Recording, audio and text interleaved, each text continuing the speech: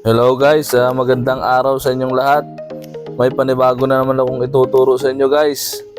Ito ay ang suka ng kwek-kwek, fishball at calamares guys.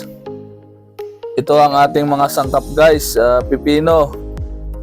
Ayan, ang una kong ginawa, pipino, ginayat ko ng maliliit guys.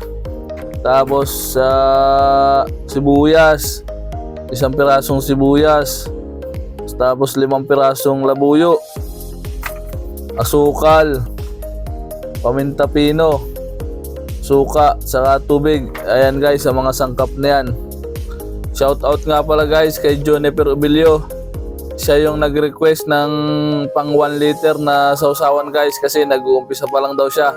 Kaya nagpapaturo kung paano timplahin yung 1 litro lamang. Yan ang unang ginagawa guys. Ginagayat ng maliliit yung sibuyas, pipino at labuyo guys. Dito yung pipino hindi ko ginayat ng masyadong pino dahil ganito ang ginagawa ko pag pang kwek-kwek. Yung mga customer kasi mas gusto na may nakakain silang pipino. Yung mga ginagayat natin guys, pag sasama-samahin lang natin sa isang malaking garapon. Ito guys, kung gagamitin mo sa pagtitinda, dapat hahatiin mo yung suka, isang manghang at isang hindi manghang gagawin mo, dahil mayroong mga customer na ayaw ng manghang, lalong-lalo na yung mga bata. Dito guys, ang ilalagay ko na suka ay 600 ml. Tapos ang ilalagay ko na tubig ay 400 ml. Saktong 1 litro yan guys. Pero kung gusto nyo na sakto lang yung asim, gawin nyo na tig 500 ml yung tubig at suka. Para sa akin guys, mas masarap pa rin yung naglalaban yung asim, tamis at anghang. Kaya mas maganda pa rin ang lamang ang suka guys kaysa sa tubig.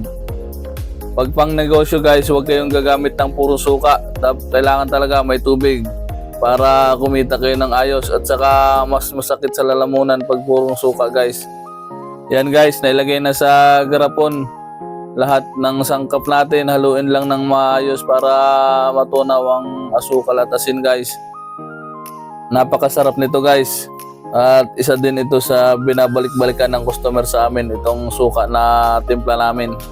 Yan guys, tapos na yung pagtimpla natin ng suka para sa kwek-kwek, fishball at calamares.